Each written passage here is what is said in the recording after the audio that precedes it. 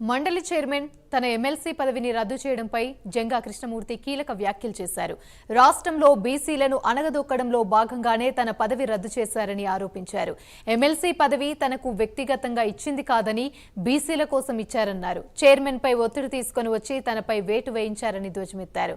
TDP నుంచి వచ్చి వైసీపీలో చేరిన వల్లభనేని వంశీ, మద్దాలి గిరిలపైన ఎందుకు చర్యలు తీసుకోవడం లేదని ప్రశ్నించారు. తన వివరణ తీసుకోకుండా చైర్మన్ తన పదవిని రద్దు చేశారని మండిపడ్డారు. వ్యక్తిగతంగా ఇచ్చింది కాదు, బీసీ వర్గాలు చూసి ఇచ్చినటువంటి పదవి కాబట్టి అది బీసీ వర్గాలకు సంబంధించిన పదవే కానీ నాకు వ్యక్తిగతంగా ఇచ్చిన పదవి కాదని చెప్పాను కూడా ఆరోజు.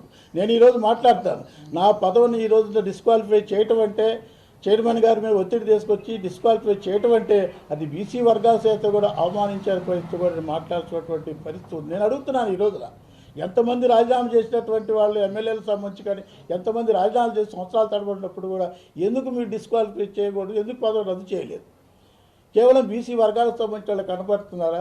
ఈరోజు నేను చెప్తున్నాను, 4-3 సంవత్సరాల క్రితం కూడా వంశీకి సంబంధించి కానీ మద్దాలగిరికి సంబంధించి కానీ వాళ్ళకి సంబంధించి కూడా తెలుగుదేశం పార్టీలోని వైఎస్ఆర్ కాంగ్రెస్ పార్టీ మీరు చేర్చుకొని అనేక విధాలు చేర్చుకున్నప్పుడు ఇప్పటి వరకు వాళ్ళ మీద ఎందుకు సంబంధించినటువంటి డిస్క్వాలిఫికేషన్ చేయలేదు కూడా నేను అడుగుతున్నాను. అంటే కేవలం బీసీ వర్గాల మీద కక్షాధిపత్యంగా భావించాల్సిన అవసరం ఉందనే విషయం కూడా చాలా స్పష్టంగా కనపడుతుంది.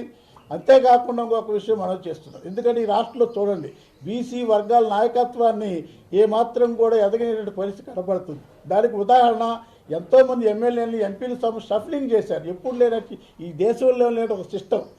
అంటే బీసీ వర్గాలు అట్ని ఎమ్మెల్యేగా మార్చు, ఆ ఎమ్మెల్యేగా ఇక్కడ తీసుకొచ్చి ఈ ప్లేస్ మార్చడం తప్ప మిగతా ఒక సామాజిక వర్గాల సంబంధించి మార్చగలిగారా? ఏ విధంగా బీసీ వర్గాలకు సంబంధించి, బలహీన వర్గాలకు సంబంధించి, ఎస్సీ ఎస్టీ మైనార్టీ వర్గాలకు సంబంధించి వాళ్ళ నాయకత్వం పెరుగుతుంది, వాళ్ళు ఏ విధంగా అభివృద్ధి చెందుతారు, స్థానచలనం చేసేసి వాళ్ళకి అడ్డరాని పరిస్థితిలో కూడా బీసీ వర్గాలకు సంబంధించిన నాయకత్వానికి ఎదగని పరిస్థితిలో కూడా కనపడుతుంది, చాలా స్పష్టంగా కనపడుతుంది.